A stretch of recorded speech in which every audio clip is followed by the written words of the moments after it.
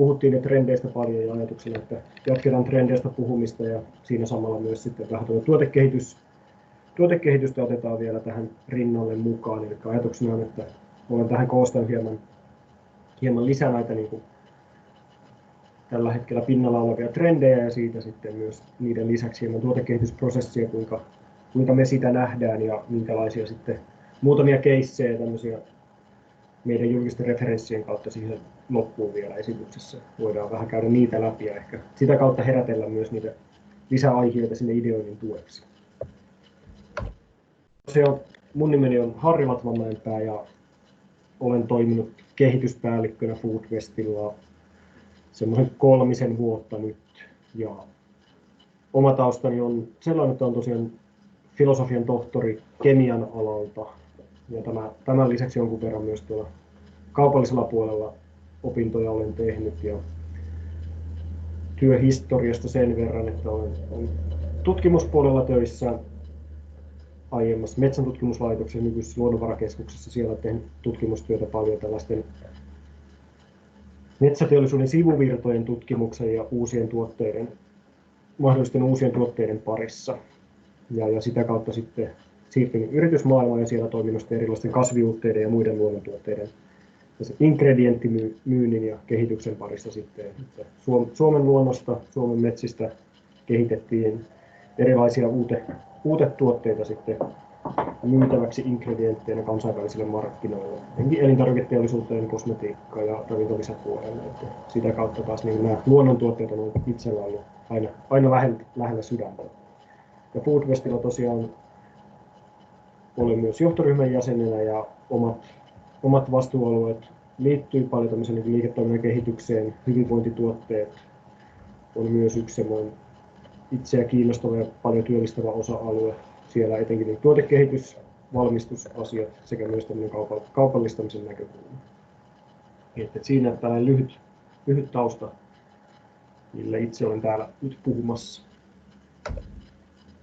Ja alkuun tähän tosiaan näitä elintarvikealan trendejä koonnut ja niitä voidaan taas lähteä käymään läpi. Ja semmoinen meidän yhdestä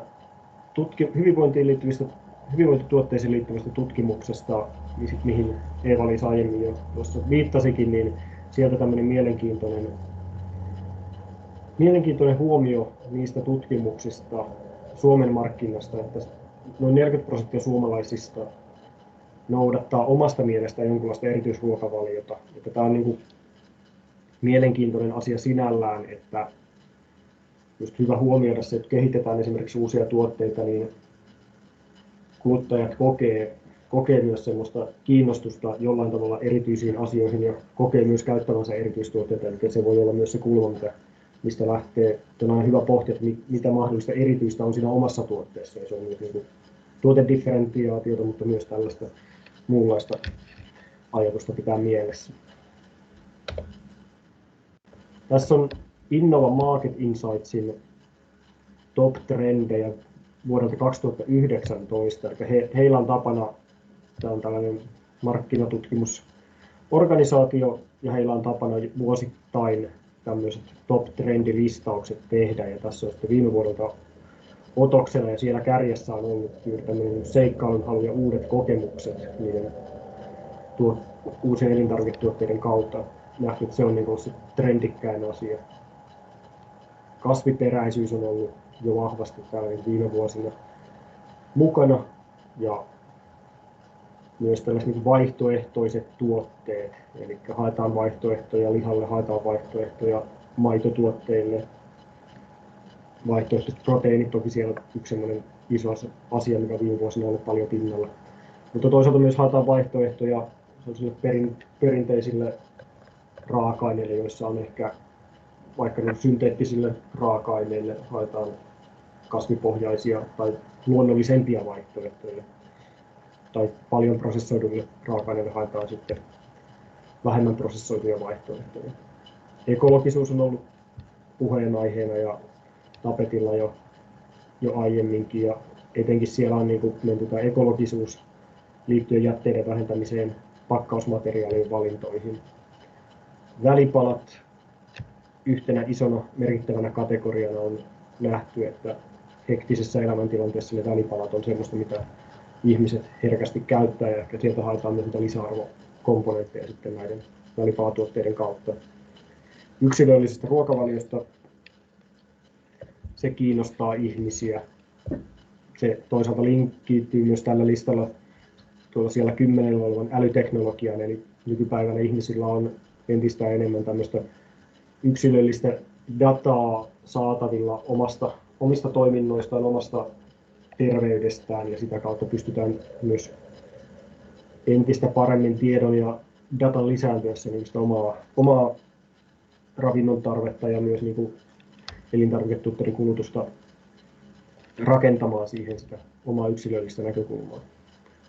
Kuituja on nähty, että se on ollut viime vuonna semmoinen mielenkiintoinen juttu. Niiden hyödyntäminen, käyttäminen, hyvinvointituotteet ylipäätään on nähty hyvin isona trendinä. Ja myös tämä niin paikallisuus, pienet toimijat on nähty, että sille on kysyntää. Eli meillä jonkinlaisia viitteitä on olemassa siitä, että kuluttajat arvottavat paljon juuri tämmöistä niin pienemmän skaalan toimintaa, pienempiä toimijoita, sitä paikallista tuotantoa kuin sitten niitä suuren volyymin massatuotteita. Ja tämä varmasti on myös tämän projektin, että tässä projektissa mukana oleville yrityksille sellainen hyödyllinen tieto, mitä on järkevää korostaa myös. Vuodella 2020 on hieman sitten erilaisia asioita. Toki löytyy niin hyvin paljon samoja teemoja, mutta on nostettu taas niin jalustalle ehkä vähän eri näkökulmistakin asioita. Ja täällä ykkösenä on tämmöinen tarinallistaminen. Eli käytännössä sen tuotteen sisältämien raaka-aineiden tarina.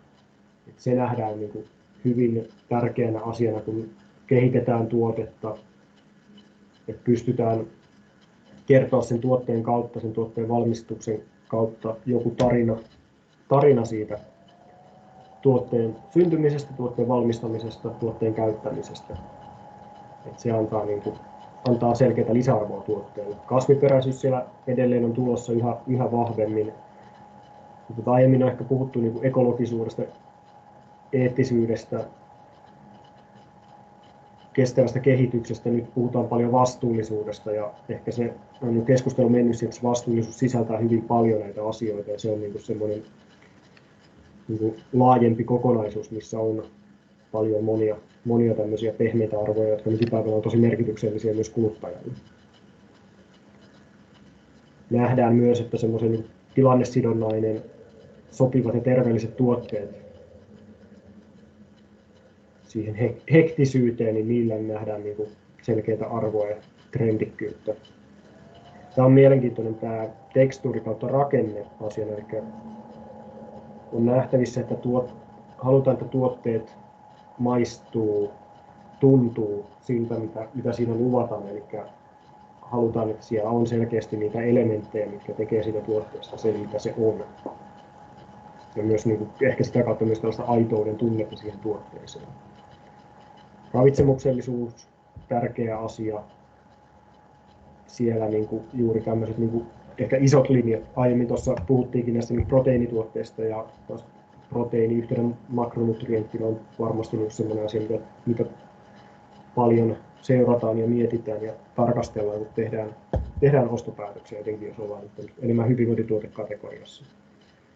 Hybridituotteet nähdään myös semmoisena nousevana asiana, ja siinä on toisaalta ajatusmalli varmasti se, että aiemmassa 2019 vuonna puhuttiin näistä vaihtoehtoisuudesta, vaihtoehdot kaikille, niin sen pohjalta tämmöiset hybridituotteet nähdään mielenkiintoisena siitä näkökulmasta, että kaikki asiat ei ole aina niin mustavalkoisia, että aina ei välttämättä tarvitse olla suoraan niin kuin mustalle vaihtoehtona se valkoinen, vaan mennäänkin niin kuin askel kerrallaan, ja sitä kautta tehdään vaikka vastuullisia kulutusratkaisuja, tuotteita, joissa on vaikka ei ole se liha korvattu jollain, vaan osa sitä lihasta on korvattu jollain, että mennään sitä kautta sitten ehkä kuormitetaan ympäristöä vaikka vähemmän, mutta ei ole pakko mennä heti sinne toiseen ääripäähän, vaan mennään askel kerrallaan.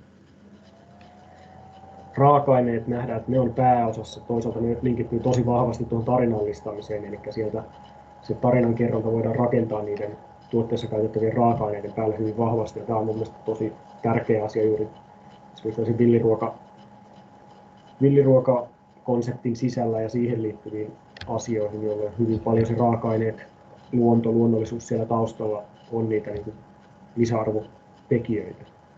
Syötävästä kosmetiikasta, kosmeseuttisista valmisteista puhuttiin jo tuossa Eva-Liisa-esityksessä ja näyttää, että se on haluttu nostaa tänne trendikkääksi. Eli myös kun mietitään hyvinvointituotteita, kulutetaan näitä tuotteita, niin siinä myös se funktio voi olla, että sillä haetaan niitä kauneuselementtejä sitten sen tuotteen tehon kautta. Ja myös tämmöinen kuluttajan vahvempi sitouttaminen koetaan, että se on yksi iso asia, mitä haetaan tällä hetkellä paljon. Eli sitä kautta haetaan sitä jatkuvuutta myös niille tuotteille ja sille kuluttajaryhmälle, että saadaan sitoutettua ne siihen tiettyyn brändiin ja sen arvoihin ja sitä kautta sitten mahdollisesti seuraavat tuotteet pystytään myös myydä sille valitulle porukalle. Mintel, hyvin samankaltaisena organisaationa kuin tämä Market Insights, on tehnyt myös omia tutkimuksia ja koonnut listoja. He on niin kuin tähän esimerkiksi esitykseen on käynyt 3 heidän tämmöistä pääpointtia, jotka on niin hyvin samankaltaisia kuin tuossa aiemmin, mutta on vähän toista näkökulmaa. Ja heiltä esimerkiksi tämmöinen näkyy, että kestävä vastuullinen kuluttaminen on niin kuin nykypäivän tärkeimpiä asioita ja se on niin nähdään, että se on globaali ilmiö. Että se on koko ajan enenetissä määrin myös niin elintason noustessa nähdään, että ihmisiä innostaa ja mietityttää nämä asiat ja halutaan yrittää ainakin olla vastuullisia siinä, mitä kulutetaan. Se on, niin kuin, liittyy sekä pakkauksiin, mutta myös siihen tuotteeseen siellä pakkauksen sisällä. Myös se, että kun vanhemmat ikäluokat kasvaa, ihmiset elää pidempään, niin myös terveellinen ikääntyminen nähdään, että se on iso asia. Ja myös sitä kautta tällaisten niin kuin hyvinvointituotteet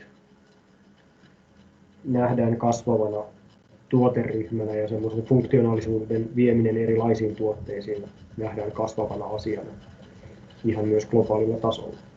Eli tekemällä hyviä ratkaisuja elintarvikekulutuksen suhteen, niin päästään sitten myös mahdollisesti ikääntymään terveellisemmin. Valmisruokapuoli, myös tämmöiset niin ateriat, erilaiset puolivalmisteet, niin niissä nähdään selkeää trendiä myös, ehkä niiden niin kehittyminen seuraavalle tasolle juuri tämmöisestä myös sitä terveyshyvinvointinäkökulmasta, niin siinä on yksi selkeä trendi, mitä on haluttu nostaa esiin.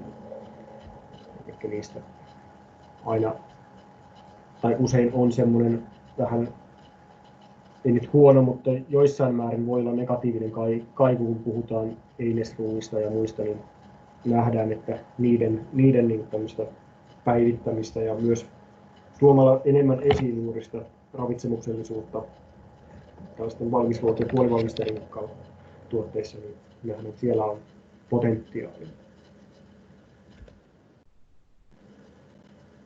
Sitten ihan yleisesti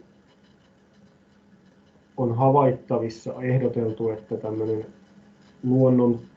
natural products tai erilaisia luonnon ingredienttejä sisältävien tuotteiden kiinnostus niitä kohtaan ja niiden kuluttaminen on kasvussa. Ja tässä on yhdestä tästä markkinatutkimuksesta vaan otettu muutamia laineja. Tässä enemmänkin on niin pääpaino ollut sitten tällaisissa non-food-tuotteissa, että puhutaan kosmetiikkatuotteista ja tällaista niin personal care-tuotteista enemmänkin, mutta siinä hyvin samoilla teemoilla mennään, eli sitä jäljitettävyyttä, vastuullisuutta, tuotteen ymmärtämistä, tuotteen alkuperää nähdään tosi merkittävinä asioina, ja se luonnollisuus siellä nähdään niin yhtenä päätrendinä ja hyvin kasvavana asiana. Ja toisaalta merkkinä siitä myös se, että tämän alan isot toimijat on myös lähtenyt vahvasti mukaan sitten siihen sekä kehitystyöhön että myös tuomaan niitä uusia tuotesovelluksia, hieman eri kaltaisia tuotteita markkinoille. Ja myös toisaalta ovat lähteneet siihen omaan kehitystyöhön hankkimalla niitä pienempiä yrityksiä, tekemällä yritysostoja tai kumppanuuksia. Tämän tyyppinen niin bisnesmalli voi olla mielenkiintoista tulevaisuudessa myös monille toimijoille Suomessa. USA-markkinoilta hieman näkemyksiä, eli USAssa järjestetään vuosittain tämmöiset Natural Products Expo-messut, ja ne järjestetään usein niin, että alkuvuodesta maaliskuussa järjestetään länsirannikolla Kaliforniassa messut, ja sitten syksymmällä syys-lokakuussa järjestetään sitten itärannikolla messut. Ja tässä on koostettu vain tämmöiset listat molempien näiden messujen, mitkä asiat siellä on ollut pinnalla. Ja jos ensin tässä menee vaikka tätä itärannikon listaa, niin siellä hamppu on nostettu hyvin isosti esiin. Ehkä USAssa hampputuotteet on semmoinen selkeästi iso juttu. Se on Euroopassa ollut myös havaittavissa, että hampputuotteisiin, myös hamppuöljyyn liittyvät tuotteet on kiinnostavia. Ja niitä on ehkä Euroopassa enemmän vielä mennään tuon lainsäädännön kanssa odotellaan, ja siellä avaukset voi olla vasta tulevina vuosina, mutta Jenkeissä se on jo lähtenyt liikkeelle selkeästi. Sitten tämmöiset kuivalihatyyppiset tuotteet lihattomina versioina on myös nostettu mielenkiintoisena uutena esiin. Tämä voi taas Suomen luonnontuotteiden osaltakin mielenkiintoinen, löytyisikö tähän ideoita. Tässä on ehkä sienipohjaiset tuotteet otettu esille. Kefiiristä on myös Jenkeissä puhuttu paljon, ja sitten tämmöinen alkoholittomat tuotteet, niin vaikka moktailit ja muut tämän kaltaisesti nähdään, että ne on tuotteina kiinnostavia, ja tässä taas luonnontuotteet esimerkiksi voi olla mielenkiintoinen alue lähteä tämmöisiä kuohujuomatyyppisiä ratkaisuja tai muita hapollisia RTD-juomia pohjautuen luonnon raaka-aineisiin, niin voi olla mielenkiintoisia.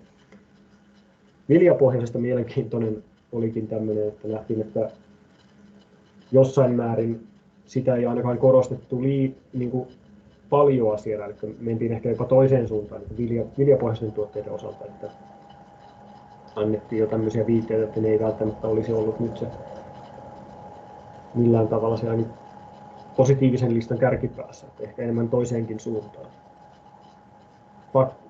Kestävät pakkaukset selkeästi, taas kasviperäisyys, ketogeeniset tuotteet nähty kiinnostavana, ja myös tämmöiset kahvin kaltaiset RTD-juomat ja siihen liittyvät sovellukset on nähty isona asiana ja kehittymään eteenpäin. Ja sitten kun hyppää tänne länsirannikon puolelle, niin selkeästi samankaltaisia asioita siellä on tullut vastaan. Muutamia mielenkiintoisia, just tämmöinen liittyen näihin jäljitettävyyteen, alkuperään ja siihen vastuullisuuteen, niin juuri se periaatteessa tuotteen myös se alkutuotannon huomioiminen sieltä siihen valmistukseen ja ihan lopulliseen kuluttajatuotteeseen asti, että sen koko ketjun se tällainen vastuullisuusteema, niin sitä haluttu korostaa tuolla messuilla.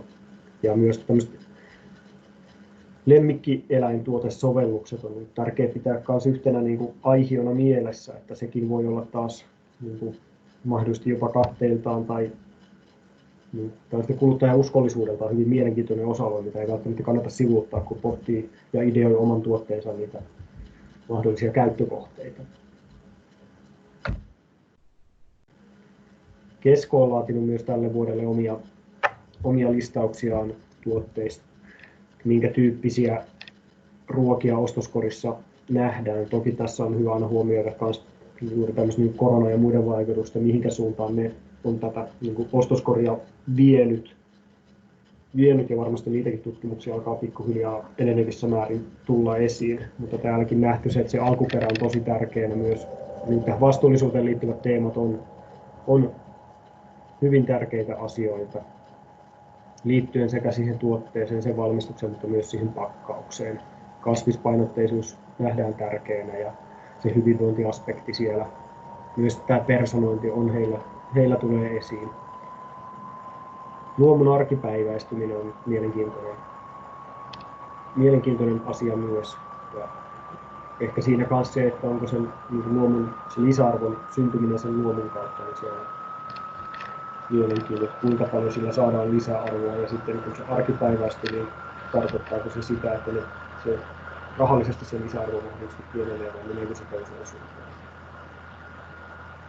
Ja myös tämmöinen ja uudenlaiset hittituotteet suunnitellaan yhä useammin asiakkaiden kanssa tyyppinen ajatusmalli, että kuinka paljon nykypäivänä pystytään hyödyntämään erilaisia yhteisöjä ja muuta siinä tuotteiden ideoinnissa ja osallistamalla kuluttajia jo varhaisessa vaiheessa mukaan. Pystytään sitä kautta saadakin uusia mielenkiintoisia tuotteita, mitä ei välttämättä itse olisi pystyttykään ideoimaan.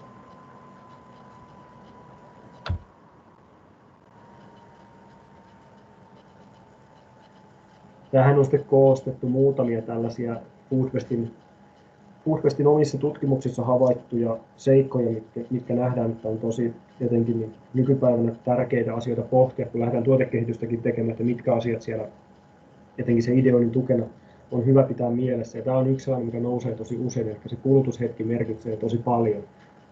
Ja kun miettii sitä omaa tuotetta, sen kehittämistä, niin siitä on tosi hyvä pitää ideoinnissakin mielessä, että koska se kuluttaja nauttisi tämän minun tuotteeni, mikä se on se tilanne, että se olisi se optimaalisi tämä käyttää, ja mikä on se tilanne, missä tätä tuotetta ei yksinkertaisesti ole mahdollista käyttää, vaikka sen pakkausratkaisun tai tuotteen muiden ominaisuuksien takia.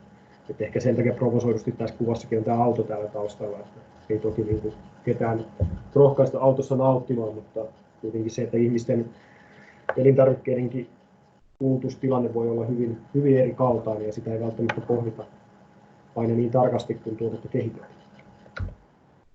Myös se on hyvä pitää mielessä ja pohtia sitä, että mitä siitä seuraa, kun tätä omaa tuotetta valmistetaan ja kulutetaan ja minkälainen se juuri tämä periaatteessa tarinallistaminen siellä taustalla on. Että syntyykö siitä jotakin lisäarvoa, hyötyä kuluttamalla näitä tuotteita vai meneekö se toiseen suuntaan. Luonnollisuus, aitous on iso asia ja tulee vastaan ja tällaiset niin clean label tuotteet, niillä on niin kuin oma kuluttajakuntansa ja se on jollain tavalla myös niin kuin laajentunut, että niitä haetaan sitä luonnollisuutta. Kasvipohjaisuus, niin kuin edellä on mainittu, on isossa roolissa. Vaihtoehto lihalle, siitä on puhuttu paljon ja sitä kautta haluaisin sen tähänkin vielä jättää, että se on niin edelleen tässä niiden vaihtoehtoja siihen, mutta haluan korostaa myös sitä, että se vaihtoehto ei tarvitse olla tämmöinen joko-tai-tyyppinen ratkaisu, että voi miettiä myös niitä välimallin ratkaisuja näissä vai korvaavissa tuotteissa. Hyvinvointituotteet ylipäätään on mielenkiintoinen osa-alue ja varmasti niin luonto- ja hyvinvointituotteet paljon niin nähdään, että ne kulkee jollain tavalla käsikädessä tai koetaan, että ne kulkee käsikädessä. Ja sitä kautta taas niin hyvinvointituotekategoriaan tulee paljon tuotteita, joissa on sieltä luonnosta niitä omia raaka-aineita. Ja sitä kautta niin on hyvin erityyppisiä tuotteita. Ja tähän on taas koostettu vähän, että minkälaisia hyvinvointituotteita meidän hyvinvointitutkimuksen kautta, mitä kuluttaja siellä koki, että mitkä on hyvinvointituotteita. Siellä tuli esimerkiksi kasviksista, vihanneksista, hedelmistä, erityisesti kotimaiset marjat ja myös viljat, kuten ruis ja kaurat tässä. Ja myös sitten vähän toisesta näkökulmasta hyvinvointituotteiksi miellettiin kaikki sellaiset tuotteet, joissa tulee hyvä tai parempi olo. Ja myös tärkeä huomioida, että myös se perusruoka koetaan, tai terveellinen tavallinen ruoka koetaan hyvinvointituotteeksi.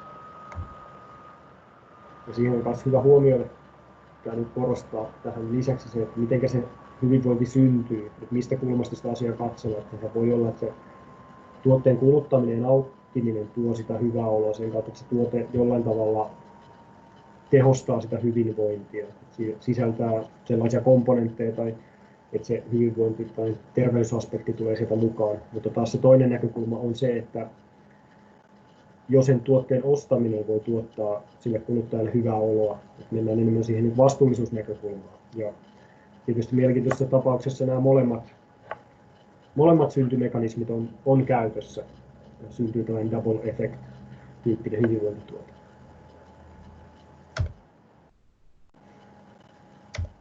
Pohjaisia vaihtoehtoja ihan vielä tässä niin kuin hieman esimerkinomaisesti, mitä on tullut Suomen markkinassa esimerkiksi on vasta, että siellä on niin jollain tavalla ovat jo arkipäivää, uusia tuotteita, innovaatioita syntyy aika paljonkin, mutta varmasti on enemmänkin vielä semmoinen kehittyvä ala ja vaihtoehtoja tulee tälle puolelle enenevissä määrin. Vatsahyvinvointi tuli jo aiemmin Eeva-Liisan esityksen myös mukaan, että sille puolelle haetaan sitä lisäarvoa näistä tämän tyyppisistä tuotteista ja on Suomessakin tehty mielenkiintoisia innovaatioita tuohon vatsaystävällisyyteen liittyen. Siellä probiootit, prebiootit myös tähän liittyvien tuoteominaisuuksiin ja fermentointi myös omalta osaltaan nähdään, että se kuuluu tähän kategoriaan ja juuri taas kombutsan kaltaiset ja muut fermentoidut tuotteet on mielenkiintoinen tuotekategoria. Ja myös toisaalta niin tällaiset jonkin kaltaiset hybridituotteet, vaikka tällaista niin energiajuomien ja sitten fermentoitujen tai kombutsatyyppisten tuotteiden yhdistäminen. Ja ehkä juuri tämmöinen niin kombutsa-sima-tyyppinen ajattelu voi olla mielenkiintoista, kun lähdetään erikoistuotteita esimerkiksi kehittämään. Luomulla on se lisäarvo, se Suomessa on niin nähty, että se kasvaa. Se on mielenkiintoinen ja se koetaan jollain tavalla lisäarvona ja se on mielenkiintoista myös nähdä, mihin suuntaan se menee ja mikä se on sitten milläkin vientimarkkinoilla, mikä koetaan, mikä on se luomun tulevaisuus sitten vielä niin ihan rahallisessa arvossa. Lean label, ja tässä on tuolta aiemmasta tutkimuksesta myös niin nähdään, että sellainen puhtauden kokeminen siinä tuotteessa nähdään, että se on tärkeä tekijä, ei ole toki kilpaile ihan suoraan sen makuasian tärkeyden kanssa, mutta on kuitenkin siellä selkeästi korkealla tasolla tuotteen osalta. Ja myös että mitä se puhtaus tarkoittaa, niin siellä puhutaan sitten, mennään paljon siihen lisäaineettomuuteen, säilöntäaineettomuuteen ja tämmöiseen niin makeutusaineettomuuteen. Luontainen makeus on asia, mistä paljon puhutaan ja se on tuotekehityksessäkin usein yksi tärkeimmistä asioista, kun lähdetään kehittämään uutta tuotetta. Ja myös näiden tutkimusten kautta on tullut, että mitä siinä ruokavaliossa tarkkaillaan, niin sokerin määrä on monesti se, mitä ihminen kuluttajakin siitä pakkauksesta katsoo.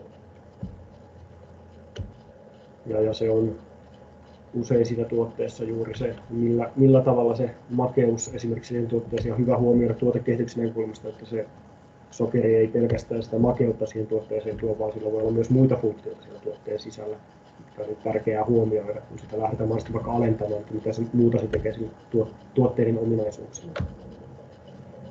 Ja etenkin tämmöisten lasten välipalojen osalta sitä sokeria niin tosi kriittisesti tarkastellaan lasten ruokatuotteiden näkökulmasta. Se ehkä kommenttina vielä tähän on hyvä huomioida, että niin sokerin vähentämiskeskusteluun se, että taas riippuu paljon siitä, mitä tilannetta mietitään, missä tilanteessa ollaan.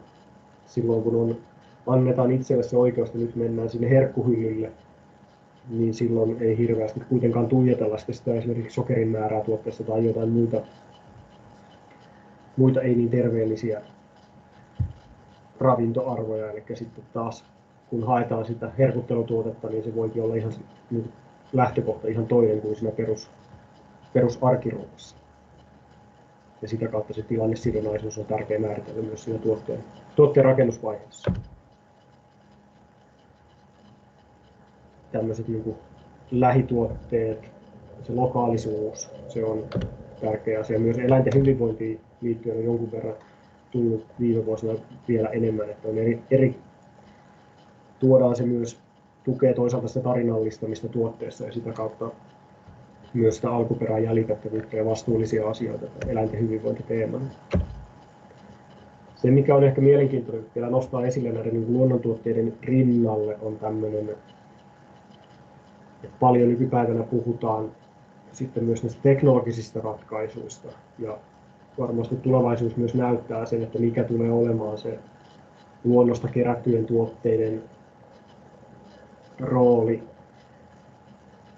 versus sitten tällaisten niin kuin teknologisesti valmistettujen tuotteiden osalta, että kuinka paljon, tuleeko jonkinlaisia konflikteja jopa näiden välillä, tai miten se nähdään, että mikä on se kestänyt. Varmasti keskustelua tulee herättämään, mutta toisaalta varmasti molemmille on oma paikkansa. Että pystytään esimerkiksi marjoja viljelemään, tai tuottamaan soluviljelimien kautta, jolloin niitä voidaan tuottaa myös sellaisilla alueilla, missä se ei muuten olisi luonnollisesti mahdollista, ja tämän tyyppisiä ratkaisuja. Muutamia sanoja vielä tästä meidän tuotekehitysprosessipuolesta. Eli mitä se käytännössä tämä tuotekehitysprosessi tarkoittaa.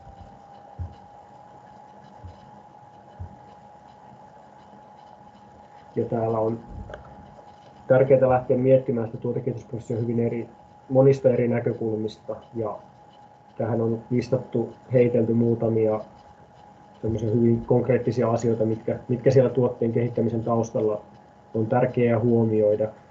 Tietyissä tuotteissa toiset asiat on kovempi painoarvo kuin toisilla, ja se on hyvin yksilöllistä, mutta periaatteessa kuitenkin mitään näistäkään asioista ei sovi jättää huomioimatta, kun sitä tuotetta kehitetään. Ja myös on tärkeää huomioida se, että se tuotekehitysprosessi on kuitenkin hyvin merkittävä osa myös sitä koko tuotteen tai yrityksen liiketoimintaa, eli se kuitenkin pitää sen tuotekehitysprosessin pohjautua siihen yrityksen strategiaan ja olla selkeästi linjassa sen kanssa, että mihinkä suuntaan yritystä halutaan viedä, niin myös siihen samaan suuntaan tuotteita on tärkeää kehittää ja viedä sen mukaan siihen. Se ei ole mikään erillinen funktio, vaan että se on hyvin merkittävä osa sitä strategiaa ja strategista liiketoimintaa. Ja tärkeää, että se tuotekehityksessä, kun sitä tehdään, niin huomioidaan niitä eri sidosryhmiä, huomioidaan se loppuasiakas, huomioidaan myös tuotannolliset vaatimukset, mutta myös sitten esimerkiksi se kauppa tai joku muu jakelukanava. Ja meillä paljon se Foodwestilla tuotekehitystä tehdään hyvin eri näkökulmista. Usein lähdetään liikkeelle sieltä ideoinnista, haetaan tietoa, tehdään reseptikehitystä, testataan tuotteita raaka-aineita erilaisissa applikaatioissa, arvioidaan tuotteita, varmistetaan sitä säilyvyyttä, arvioidaan myös sitä. Ja sitten toki tavoitteena myös aina on se, että viedään se tuotekehitys myös sinne seuraavaan mittakaavaan asti, eli päästään lähemmäs sitä tuotannollistamista ja valmiita tuotteita. Ja kuinka yleensä se tuotekehitysprosessi etenee, niin perinteinen versio on se, että tehdään tuotekehitystä, sitä testataan esimerkiksi kuluttajilla tietyissä vaiheissa, mutta tässä aiemminkin puhuttiin jo tällaista osallistamisesta, niin toinen vaihtoehto on tehdä sitä konseptikehitystä myös yhdessä vaikka sen kuluttajan kanssa, jolloin otetaan kuluttajayhteisöltä palautetta, ajatuksia vastaan jo hyvin varhaisessa vaiheessa ja koko ajan prosessoidaan sitä asiaa yhdessä eteenpäin. Ja Foodwestilla esimerkiksi tehdään tämmöisen Foodwest 247-palvelun kautta on mahdollista pyörittää tällaisia prosesseja eteenpäin.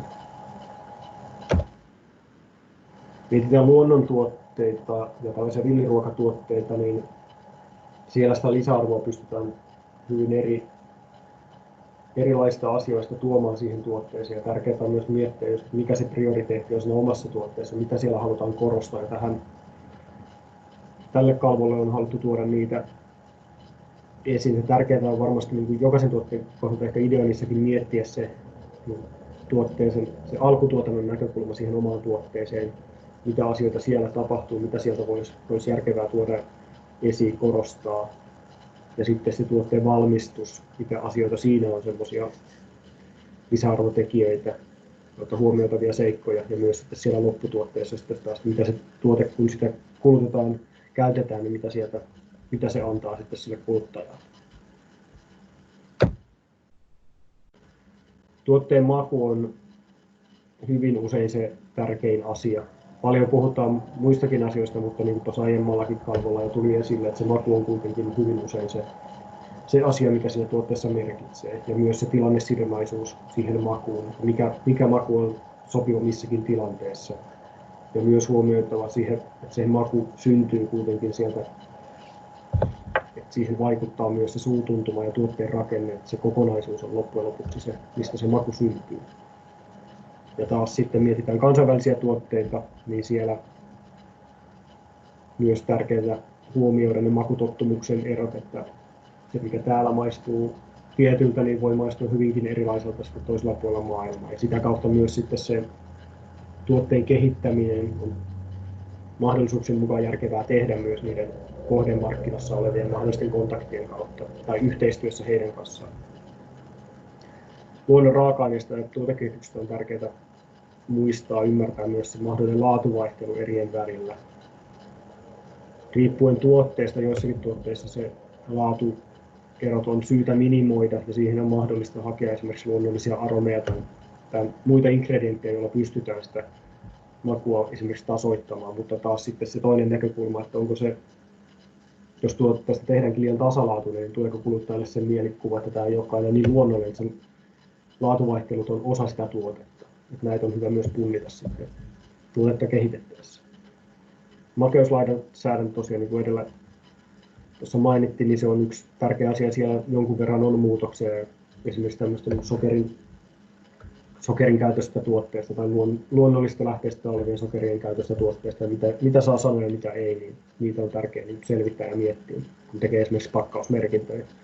Ja myös markkinakohtaiset erot siinä lainsäädännössä, etenkin puhutaan vientituotteista, niin on tärkeää huomioida, että mitä saa sanoa, miten asiat tulee ilmaista esimerkiksi pakkauksessa.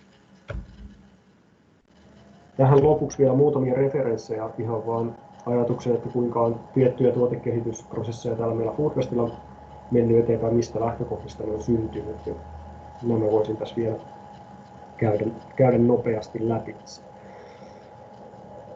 Eli tosiaan yksi meidän tuotekehityskeissi viime vuosilta on ollut tällaisen tomaattismoothien tuotekehitys ja valmistus. Ja taustana tässä oli se, että yritykselle syntyi periaatteessa tomaattisivuvirta, mikä on hyvälaatuista tomaattia, mutta mitoiltaan ei välttämättä ole ihan suoraan soveltuvaa siihen heidän niin kuin päätuotteeseensa. Ja siinä lähdettiin sitten ideoimaan ja kehittämään heille tuotetta, miten he voisivat fiksulla tavalla hyödyntää tämän sivuvirran, ja sitä kautta syntyi tällainen tomaattismoothie tuoteperhe sitten asiakasyritykselle. Ja sinällään on, niin kuin nähdään, että on edelleen hyvin nykypäivän tuotejuurtavastuullisuus tämmöisen mahdollisesti jätteiden vähentämisen näkökulmasta. Pystytään hyödyntämään mahdollisimman paljon sitä omaa raaka-ainetta myös eri kaltaisiin tuotteisiin. Sitten maitokolmio, taas niin meijerialan yrityksenä mielenkiintoinen referenssituote ja taas niin esimerkki siitä, että kuinka maitotuotteisiinkin haetaan erilaisia funktionaalisuuksia mukaan. Toki proteiini on yksi merkittävimpiä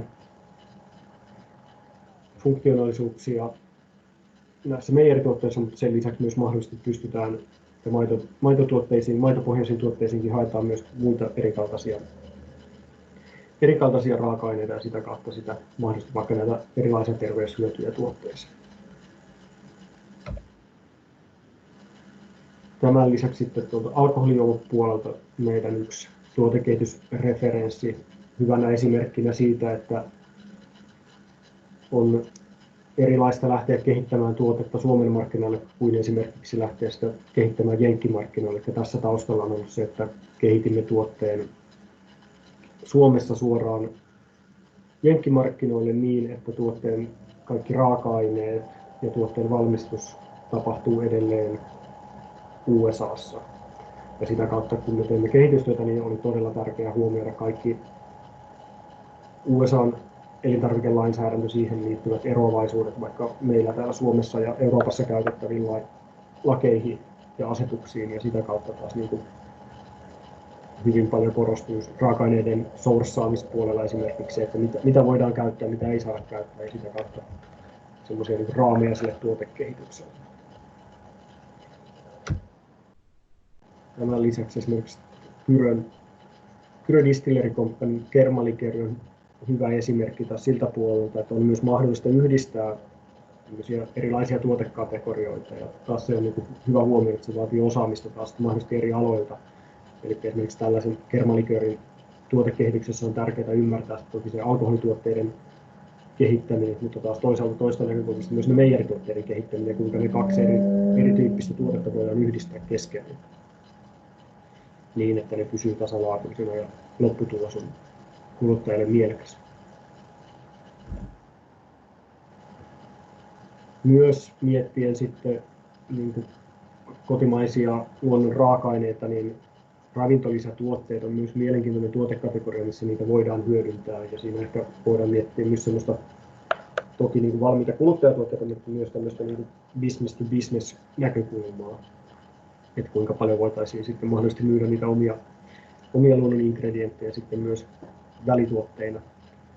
Esimerkiksi tämän kaltaisiin ravintolisätuotteisiin. Tämä Blue Iron nyt meidän julkisista referensseistä kanssa siinä taas hyvin vahvasti mustikan pohjalle rakentuu tämä ravintolisätuote, mutta on yhdistettynä sitten mustikan lisäksi myös muihin raaka-aineisiin ja vitamiini- ja mineraalikomponentteihin. Ja tärkeää tällaista tuotteessa on juuri se, että se kokonaisuus toimii ja ne raaka-aineet toimii hyvin keskenään, eli se tulee semmoinen tasainen miellyttävä rakenne. Onko sulla, Harri, lupa kertoa, mille markkinoille tämä on suunnattu? Niin tämä Blue Iron. Niin. Tässä on itse asiassa niin taustalla, että tätä myydään tälläkin hetkellä jo hyvin niin kuin monilla markkinoilla, sekä Euroopassa että myös muualle päin on jo markkinoita auennut. Tämä on sinällään mielenkiintoinen tuote ja business case takana. Että heillä on hyvin lähtenyt kyllä tämä homma rullaamaan eteenpäin. Esimerkiksi brittimarkkinasta löytyy.